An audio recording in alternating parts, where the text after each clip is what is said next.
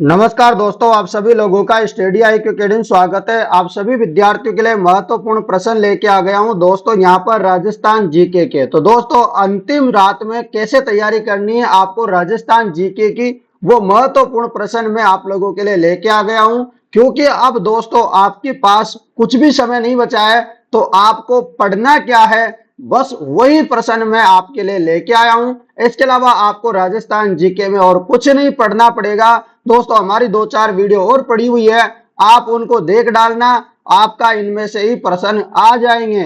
ठीक है दोस्तों, तो आप अच्छे से तैयारी कर लीजिए। राजस्थान जीके की जो 4-5 वीडियो है हमारी, और जो एक मैराथन क्लास है 228 प्रश्नों की, उसको लगा के चले जाना, आपका कोई भी प्रश्न बाहर नहीं जाएगा। तो आप अच्छे से कर लीजिएगा इनको। वो मैराथन क्लास है, उसका जो लिंक है वो लास्ट में इस वीडियो के दे दूंगा मैं, तो आप वहां से जो है उस वीडियो को देख सकते हो सभी विद्यार्थी।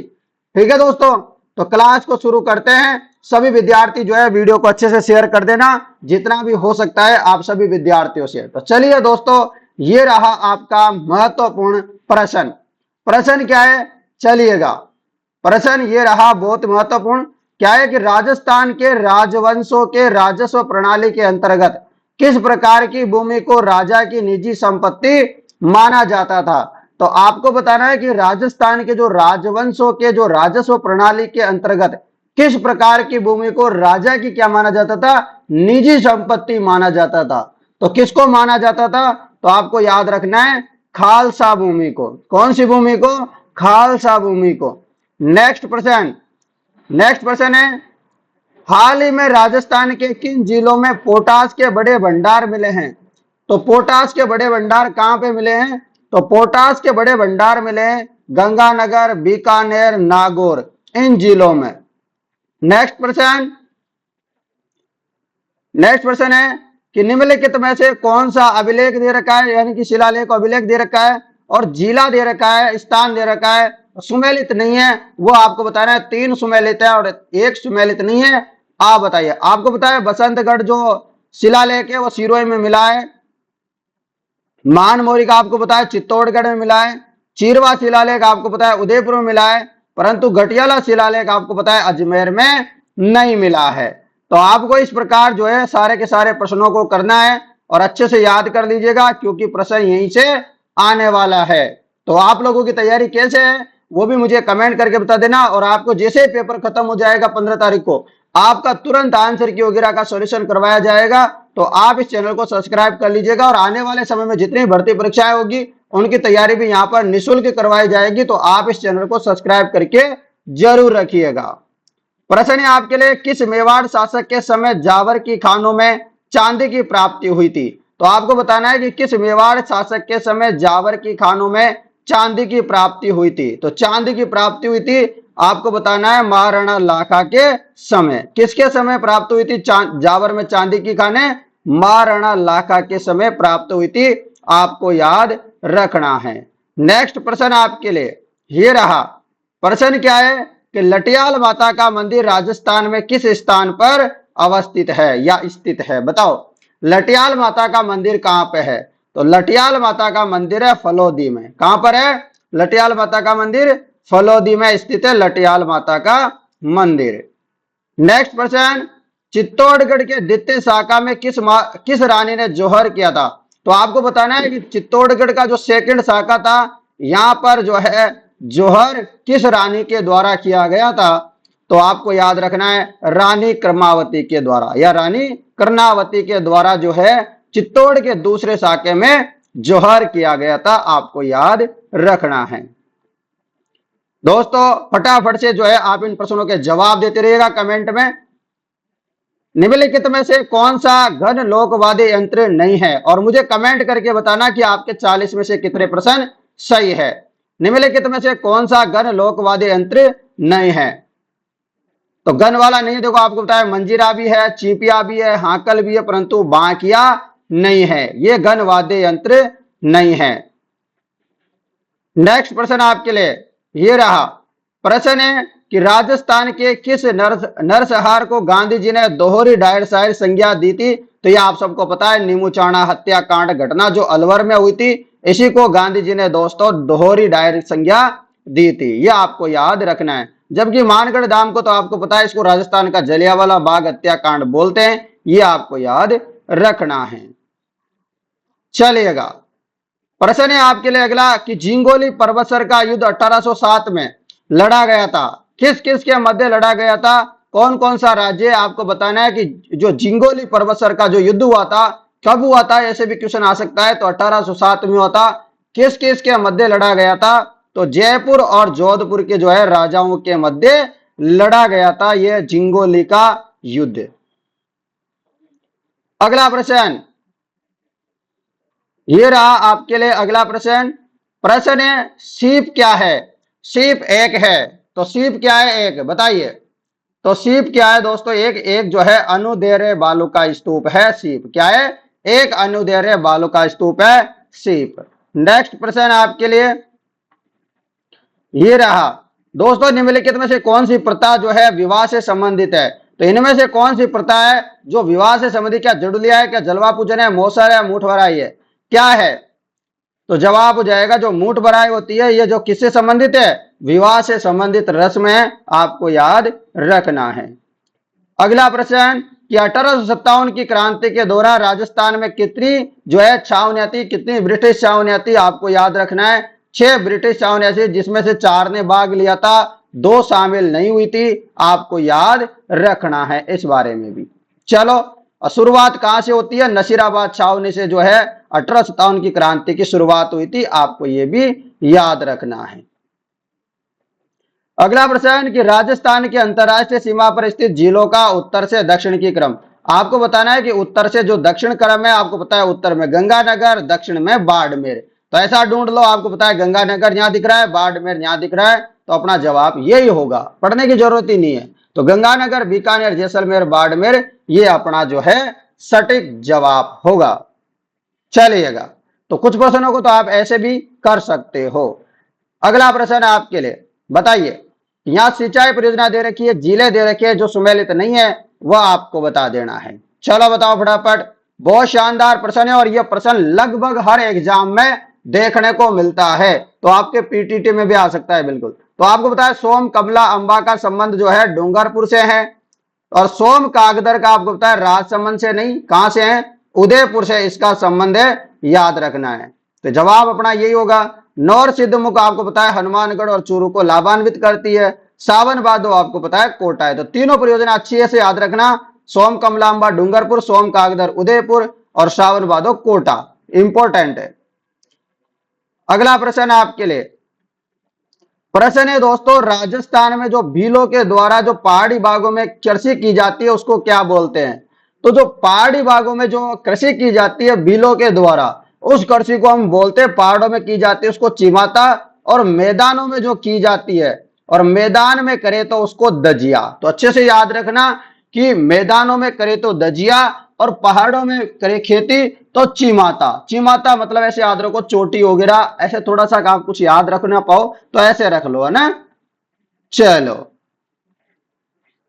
अगला प्रश्न आपके लिए ये रहा प्रश्न। प्रश्न है कि चोकेलाओ महल राजस्थान के किस किले में स्थित है, तो चोकेलाओ महल कहां पे है, तो चोकेलाओ जो महल है दोस्तों ये जोधपुर में स्थित है, आपको याद रखना है कहां पर है, जोधपुर दुर्ग में स्थित है चोकेलाओ महल, तो ये आपको याद रखना है। अगला प्रश्न आपके लिए प्रश्न है कि अटल भूजल योजना किसके वित्तीय सहयोग से लागू की गई है, तो अटल भूजल योजना किसके सहयोग से लागू की गई है, बताइए भाई फटाफट से। तो जवाब हो जाएगा विश्व बैंक। बहुत सारे बच्चे जापान इंटरनेशनल कोऑपरेशन एजेंसी लगा दे रहे हैं, तो वो गलत हो जाएगा, विश्व बैंक के अटल भूजल योजना का नाम आए तो याद रखना। अगला प्रश्न है कि माई कंचन और माई धवल किस फसल की किस्म है, ये दोस्तों बहुत सारे बच्चे यदि कोई चावल लगा रहा है तो मत लगाना, चावल इसका जवाब नहीं होगा, माई कंचन और माई धवल आ जाए तो याद रखना मक्का की किस्म है, किसकी है, मक्का की किस्म है माई कंचन और माही धवल। अगला प्रश्न आपके लिए 20वें नंबर का प्रश्न ये लीजिएगा।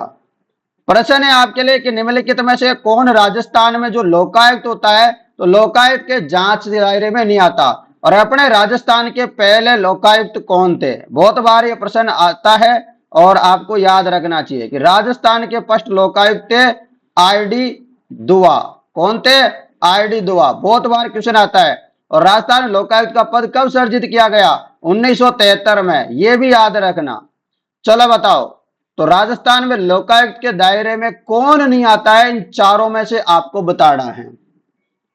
तो चलो बताइए फटाफट। देखो, आपको बताया मंत्री भी आते हैं, विभागीय सचिव भी आते हैं, परंतु आपने सुना होगा कि राजस्थान विधानसभा के जो सचिवालय हैं, सचिवालय के कर्मचारी नहीं आते हैं। साथ में जो महालेखाकार होता है राजस्थान का, वो भी नहीं आता है। यानी कि थर्ड और फोर्थ जो दे रखा है ऑप्शन, ये नहीं आता है। और राजस्थान की बात करूं तो जो अपने जो लोकायुक्त होता है, इसके दायरे में राजस्थान में जो मुख्यमंत्री है वो भी नहीं आता है। कुछ राज्यों में आता है पर राजस्थान में नहीं आता है। तो आपको ये भी याद रखना है। अगला प्रश्न ये रहा। प्रश्न है आपके लिए कि राष्ट्रीय पुरस्कार प्राप्त मोहनलाल किस शिल्प कला से संबंधित है? तो आपको याद रखना है कि जो मोहनलाल जी है, इनका संबंध किस कला से है? तो मोहनलाल जी का संबंध है मोलेला मरण मूर्ति कला से। किससे?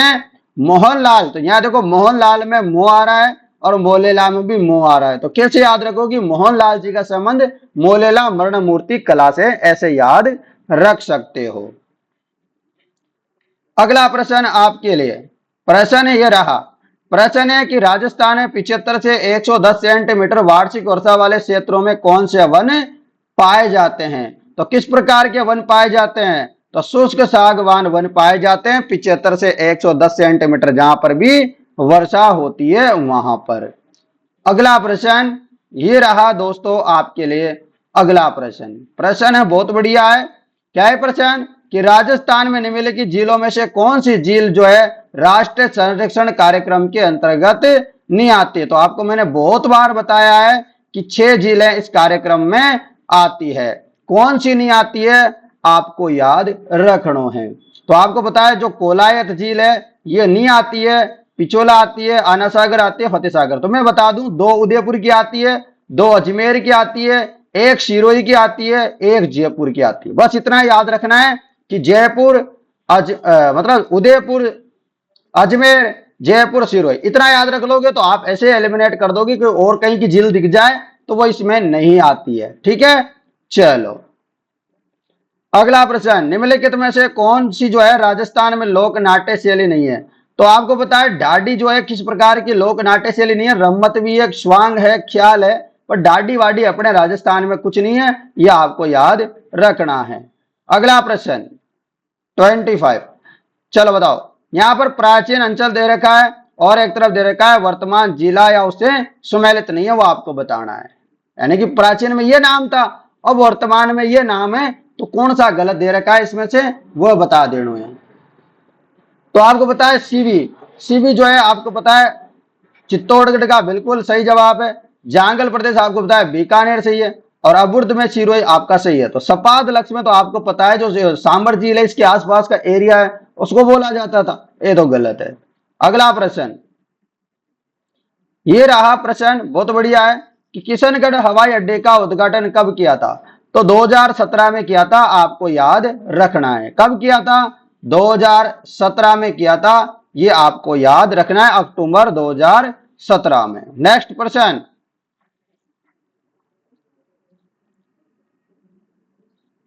चलो बताओ फटाफट से।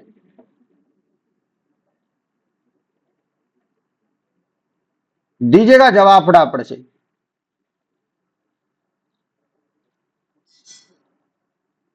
प्रश्न है कि राजस्थान लोक सेवा गारंटी अधिनियम 2011 के बारे में आपको बताना है। तो देखो यहां पर पहला कथन दे रखा है कि इसकी शुरुआत 15 सरकारी विभागों और 108 सेवाओं के साथ हुई थी। सही बात है, शुरुआत इसी से हुई थी। और कब हुई थी? 14 नवंबर 2011 को इसकी शुरुआत हुई थी, लागू होता। आपको यह भी याद रखना है कभी आ जाए तो। और अगला है कि सेवा प्रदान करने की निर्धारित अवधि की गणना में राज्य के अवकाशों को छोड़ा जाता है। मतलब जो भी छुट्टियां वगैरह आ जाती है बीच में उसको छोड़ते हैं। तो ऑप्शन नंबर डी में 1 और दोनों 2 सही दे रखे हैं, तो दोनों सही होंगे। सही बात है, आपको याद रखनी है। अगला प्रश्न आपके लिए बहुत बढ़िया क्वेश्चन है। क्वेश्चन है कि वृहत राजस्थान का उद्घाटन 30 मार्च 1949 को किसने किया था?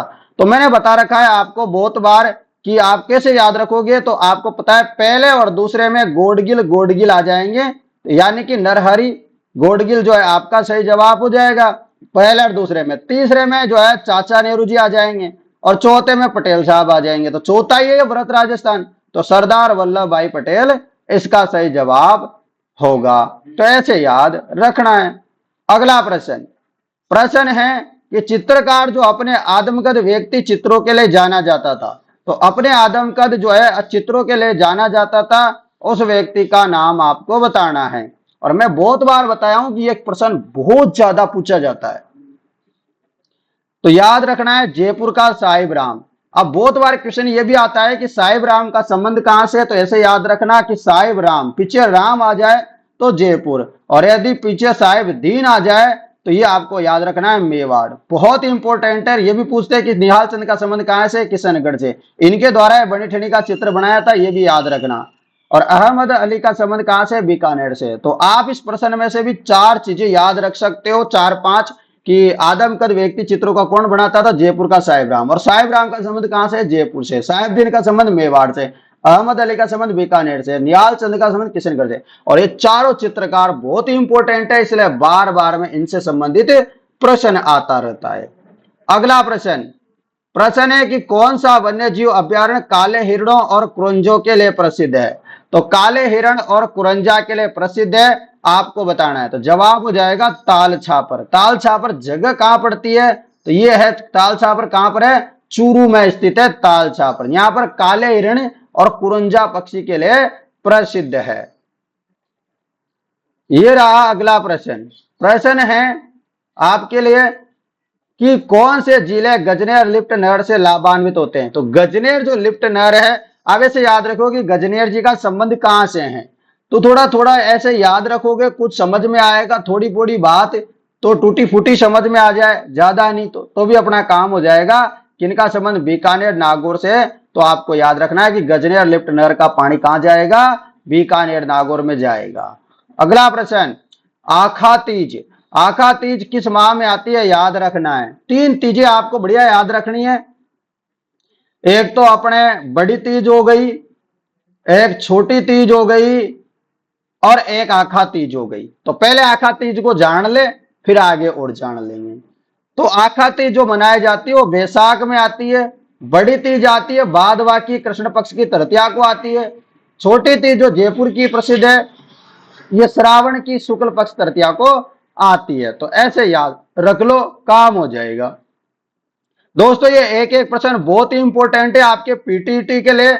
आप इनको अच्छे से देख के जाना, और जो पुरानी क्लास है उनको भी अच्छे से देख लेना। आपके पास 2 5 10 घंटे का जितना भी समय है, उनमें थोड़ा सा इनको देख लो।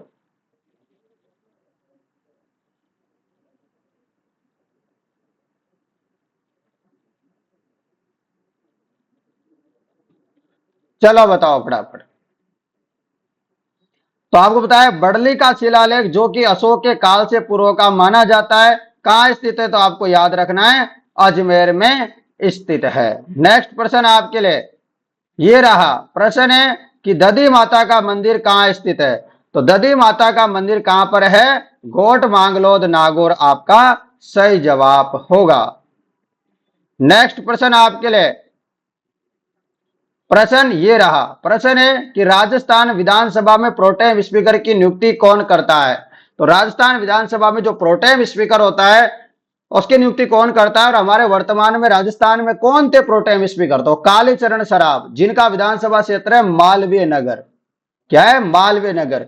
तो ये थे, आपको याद रखना है। तो जवाब हो जाएगा प्रोटेम स्पीकर की नियुक्ति जो है कौन करता है, राज्यपाल करता है। अगला प्रश्न, प्रश्न है कि किस मुगल सम्राट ने कोटा महाराव भीम सिंह को पुरस्कार स्वरूप शेरगढ़ का किला प्रदान किया था। तो जवाब हो जाएगा फर्रुखासियर। क्या हो जाएगा, फर्रुखासियर। तो किस मुगल सम्राट ने कोटा महाराव भीम सिंह को पुरस्कार स्वरूप क्या दिया था, शेरगढ़ का किला। तो किसने दिया था, कौन था मुगल सम्राट, फर्रुखासियर, याद रखना। अगला प्रश्न, टोटी आभूषण शरीर के किस भाग में पहनते हैं। तो टोटी नामक जो आभूषण है वो पहनते हैं कान में, याद रखना। नेक्स्ट प्रश्न, प्रश्न है कि हरे वृक्षों की रक्षा के लिए किस संप्रदाय को जानते हैं? तो आपको पता है जो विश्नोई संप्रदाय है इसको जानते हैं, और विश्नोई संप्रदाय की जो स्थापना की थी वो जाम्बोजी ने की थी। किसने? जाम्बोजी महाराज ने। और कितने नियम है इनके? 29 है। और इनका एक जगह पड़ती है बहुत ही इंपॉर्टेंट, मुकाम। तो मुकाम याद रखना, मुकाम जगह किससे संबंधित है? बहुत बार क्वेश्चन आता है। तो जाम्बोजी से संबंधित है, विश्नोई संप्रदाय से संबंधित है। अगला प्रश्न आपके लिए, प्रश्न ये रहा कि कौन सा सही सुमेलित नहीं है? तो आपको मैंने बहुत बार बता चुका हूं कि 100 द्वीपों का शहर बांसवाड़ा बिल्कुल सही जवाब है। नीला शहर जोधपुर सही है। और राजस्थान का जिब्राल्टर अजमेर सही है। तो क्या मरुस्थल का प्रवेश द्वार जैसलमेर होगा? बिल्कुल भी नहीं होगा। ठीक है, तो ये याद रखना है। और अगला प्रश्न आपके लिए ये रहा, प्रश्न है कि राजस्थान भू राजस्व अधिनियम किस वर्ष पारित हुआ था? तो राजस्थान भू राजस्व अधिनियम किस वर्ष पारित हुआ था? तो किस वर्ष पारित हुआ था? 1956 में पारित हुआ था। याद रखना है, क्या याद रखना है कि राजस्थान भू राजस्व जो है अधिनियम किस वर्ष आया था? तो 1956 के महीने आया था। बहुत इंपॉर्टेंट प्रश्न है आपके लिए। आशा करता हूं दोस्तों ये 40 प्रश्न आपके पीटीईटी पेपर के लिए ब्रह्मास्त्र साबित होंगे अंतिम समय में। और आप लोगों ने इससे पहले हमारी क्लास नहीं देखी तो कोई बात नहीं, कम से कम इतना काम कर लेना, जो 1 घंटे और 45 मिनट की हमारी क्लास है 228 प्रश्नों वाली मेराथन क्लास के नाम से, उसको जरूर लगा के चले जाना। आपके उनमें से सारे प्रश्न मिल जाएंगे। आप लोगों से बस मेरा निवेदन है, अभी आपको वो जो है क्लास दिखना शुरू हो जाएगी, पीछे लगा रखी है मैंने वीडियो के, आप उसमें क्लिक करना और आप उसको देख करके जरूर जाना सभी विद्यार्थी। ठीक है, देख के जाओगे तो बढ़िया से लगा के जाना, आपका काम हो जाएगा। चलिए दोस्तों, मैं मिलता हूं आप लोगों से और नई वीडियो के साथ। तब तक जय हिंद दोस्तों, धन्यवाद, बेस्ट ऑफ लक आप सभी को।